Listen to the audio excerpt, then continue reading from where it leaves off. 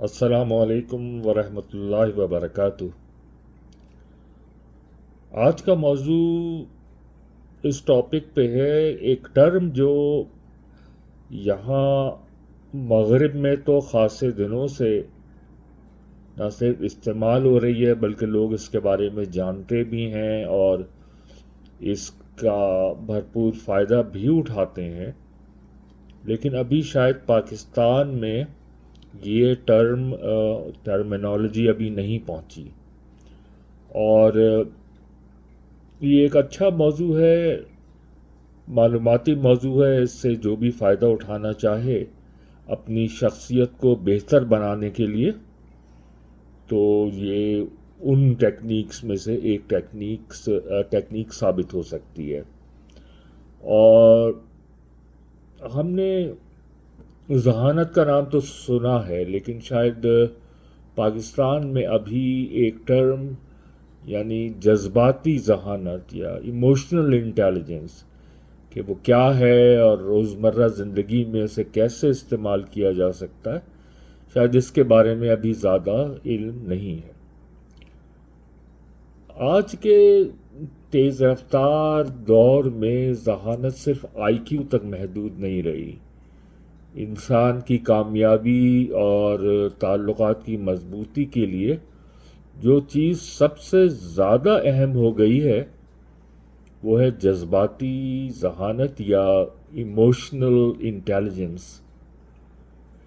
یہ وہ صلاحیت ہے جو انسان کو اپنے اور دوسروں کے جذبات کو سمجھنے، ان کا ادراک کرنے اور درست طریقے سے ان پر رد عمل ظاہر کرنے کے قابل بناتی ہے۔ تو ہم بات کریں گے تفصیل سے کہ جذباتی ذہانت کیا ہے، اس کے اہم اجزاء کیا ہیں، اور روزمرہ زندگی میں اسے کیسے استعمال کیا جا سکتا ہے۔ حقیقی زندگی کی مثالیں دینے کی کوشش کروں گا۔ جذباتی ذہانت کیا ہے، پہلے ڈیفائن کرتے ہیں۔ جذباتی ذہانت کا مفہوم یہ ہے کہ اول تو یہ کہ ہم اپنے جذبات، خیالات اور کیفیات کو پہچانیں اور سمجھیں اپنی۔ پھر دوم یہ کہ ہم دوسروں کے جذبات کو محسوس کریں، سمجھیں اور ان پر مؤثر رد عمل دیں۔ ماہر نفسیات جو ہیں وہ انہوں نے جذباتی ذہانت کو 5 مین کیٹیگریز میں تقسیم کیا ہے۔ پہلی سیلف اویئرنیس، جسے اردو میں ہم خود آگہی کہیں گے۔ سیکنڈ سیلف ریگولیشن یعنی خود پہ قابو پانا۔ تیسری موٹیویشن یعنی حوصلہ افزائی کہہ لیں۔ چوتھی امپیتھی یعنی ہمدردی، اور پانچویں سوشل سکلز یعنی سماجی مہارت۔ اب ان کو ذرا سے تفصیل سے ان 5 کیٹیگریز کو دیکھتے ہیں۔ تو سب سے پہلے خود آگہی یعنی خود کو پہچاننا، اپنے جذبات، رویوں اور ان کے محرکات کو پہچاننا اور سمجھنا کہ یہ دوسروں پر کیسے نظر انداز ہوتے ہیں۔ مثلا ایک والدہ کام سے تھکی ہوئی گھر آتی ہیں، اگر ان کے اندر جذباتی ذہانت ہے تو وہ پہچان لیں گی کہ ان کی چڑچڑاہٹ تھکن کی وجہ سے ہے، بچوں کی وجہ سے نہیں ہے۔ اس لیے وہ بچوں پہ غصہ کرنے کے بجائے پرسکون ہو کر ان بچوں کو جواب دیں گی۔ اچھا، عملی طریقہ کیا ہو سکتا ہے؟ روزانہ کی ڈائری لکھی جا سکتی ہے تاکہ آپ اپنے جذبات کو خود آبزرو کر سکیں۔ دوستوں اور عزیزوں سے فیڈ بیک لیجئے۔ خاموشی میں یا تنہائی میں خود غور کیجئے اپنی پرسنالٹی پہ، اپنے جذبات پہ، اپنے ایموشنز پہ۔ پھر دوسری بات تھی خود پر قابو، یعنی اپنے ری ایکشن پہ کنٹرول کرنا۔ غصے، مایوسی اور خوف جیسے جذبات پر قابو رکھنا اور سوچ سمجھ کر رد عمل دینا۔ مثلا کوئی شخص گاڑی چلاتے ہوئے کسی کی بدتمیزی کا شکار ہوتا ہے، لیکن بدلہ لینے یا بدتمیزی کے بجائے وہ خاموشی اختیار کرتا ہے تاکہ بات نہ بڑھے۔ عملی طریقے خود پہ قابو رکھنے کے سانس لینے کی مشقیں ہوتی ہیں۔ اس بارے میں کچھ بحث یا لڑائی اگر ہو ہی جائے تو اس کے دوران وقفہ لیں۔ منفی جذبات کو کوشش کریں کہ مثبت عمل میں ڈھالنے کی کوشش کریں۔ تیسری بات تھی حوصلہ افزائی یا موٹیویشن، خود کو متحرک رکھنا، اندرونی طور پہ متحرک رہنا، بلکہ بغیر کسی بیرونی ریوارڈ کے بھی بہتر بننے کی کوشش کرنا۔ جیسے ایک طالب علم امتحان میں ناکام ہو جاتا ہے، لیکن مایوس ہونے کے بجائے وہ مزید محنت کرتا ہے تاکہ آئندہ کامیابی حاصل کرے۔ اس کے عملی طریقوں میں ذاتی مقاصد یا گولز مقرر کرنا، پرسنل گولز، اپنے کام کو ایک اعلیٰ مقصد سے جوڑنا، مثلا میں اپنی فیملی کے لیے محنت کر رہا ہوں۔ وقتی خواہشات پر قابو پا کر لمبے فائدے کی سوچ اپنانا۔ اچھا، پھر اگلی کیٹیگری تھی ہمدردی، دوسروں کے جذبات کو محسوس کرنا، یعنی دوسروں کے جذبات اور حالات کو سمجھنا، ان کی جگہ خود کو رکھ کر سوچنا۔ مثلا آپ کا ایک دوست اچانک خاموش ہو جاتا ہے، بجائے اس کو نظر انداز کرنے کے آپ نرمی سے پوچھتے ہیں کہ سب خیریت ہے، وہ آپ پر اعتماد کرتے ہوئے اپنے مسائل شیئر کرتا ہے۔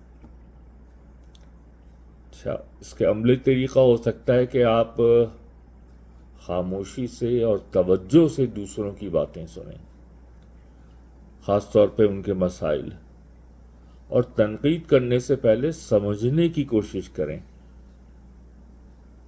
اور بغیر کہے مدد پیش بھی کر سکتے ہیں آپ۔ جب کوئی آپ کو پریشان نظر آئے، خود کچھ نہ کہہ رہا ہو لیکن اس کو آپ اپروچ کر سکتے ہیں ایک مناسب طریقے سے۔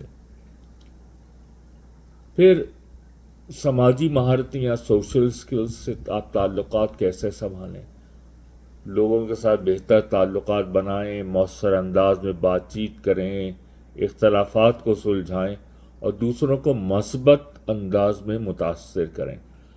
مثلا گھر میں دو بہن بھائی کسی کام پر جھگڑ رہے ہیں، والدین میں اگر جذباتی ذہانت ہے تو وہ چیخنے یا طرفداری کرنے کے بجائے دونوں کی بات سنیں گے اور پھر منصفانہ حل نکالیں گے۔ اس کے عملی طریقوں میں دوسروں کی تعریف کریں اور سب سے بڑھ کے اختلاف رائے میں بھی ادب قائم رکھیں۔ تعلقات میں چھوٹے چھوٹے جذباتی اشاروں، مثلا شکریہ کہنا، ان باتوں کو نہ بھولیں۔ جذباتی ذہانت کا استعمال آپ گھر میں، دفتر میں، پورے معاشرے میں کر سکتے ہیں۔ دفتر میں ایک اچھا لیڈر اپنے ملازمین کی ذہنی کیفیت کو سمجھتا ہے اور ان کی حوصلہ افزائی کرتا ہے۔ مثلا ایک ٹیم ممبر کی کارکردگی کم ہو جاتی ہے، مینیجر سب کے سامنے ڈانٹنے کے بجائے ذاتی طور پہ پوچھتا ہے کہ کیا مسئلہ ہے اور پھر مدد کی پیشکش کرتا ہے۔ گھریلو زندگی میں اگر ہم دیکھیں تو والدین بچوں کو یہ سکھاتے ہیں کہ اپنے جذبات کو کیسے پہچانیں اور درست انداز میں ظاہر کریں۔ اگر آپ یہ سکھا دیں گے تو یہ بہت بڑا کام ہوگا۔ مثلا بچہ غصے میں اگر چیخنے لگے تو والدین غصہ کرنے کے بجائے یہ کہیں کہ مجھے لگتا ہے کہ تم ناراض ہو، کیا ہم بات کر سکتے ہیں؟ Let us talk. کیوں غصہ ہے تم کو؟ مجھ سے بات کرو. پھر دوستی اور رشتے، جذباتی ذہین افراد زیادہ دیر پا اور گہرے رشتے بناتے ہیں کیونکہ وہ وفادار اور سمجھدار ہوتے ہیں.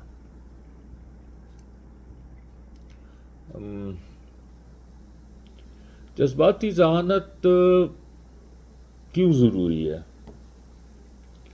ذہنی سکون، کم دباؤ، بے چینی، افسردگی، بہتر تعلقات، مضبوط دوستی، خوشگوار ازدواجی زندگی، لیڈرشپ میں بہتری.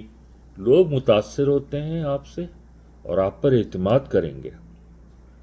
پھر جھگڑوں کو عقل اور محبت سے سلجھانا. کئی اسٹڈیز جو ہیں وہ یہ کہتی ہیں کہ emotional I Q intelligence I کیو سے زیادہ اہم ہے. اچھا، اس جذباتی ذہانت کو ہم کیسے بڑھا سکتے ہیں؟ غور و فکر کیجئے، اپنے جذبات کو محسوس کرنا سیکھیں، اپنے جذبات کو سمجھیں، پھر رد عمل سے پہلے توقف کریں، خود کو کچھ لمحے دیں ری ایکٹ کرنے سے پہلے، پھر فیڈ بیک لیں دوسروں سے اپنے رویے کے بارے میں، ان لوگوں سے جو آپ کے ساتھ مخلص ہیں، آنیسٹ ہیں. اچھے لوگوں کا مشاہدہ کریں، سیکھنے کے لیے ان کا مشاہدہ کریں، ان کے رویوں کا مشاہدہ کریں. پھر ہمدردی کی مشق کریں، خود کو دوسروں کی جگہ رکھ کر سوچیں، ان کا ویو پوائنٹ لیں.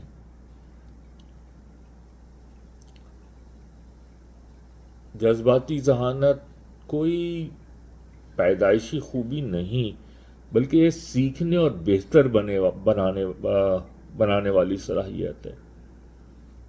یہ ہماری زندگی کو زیادہ پرمعنی، پرسکون اور کامیاب بناتی ہے. اس کا مطلب صرف اپنے جذبات پر قابو پانا نہیں بلکہ دوسروں کے جذبات کی قدر کرنا، رشتوں میں توازن رکھنا اور انسانیت کے ساتھ زندگی گزارنا بھی ہے. جب ہم جذباتی ذہانت کو اپنی روزمرہ زندگی میں شامل کر لیتے ہیں تو ہم بہتر انسان، بہتر والدین، بہتر ساتھی اور بہتر معاشرتی فرد بن جاتے ہیں. السلام علیکم ورحمۃ اللہ وبرکاتہ.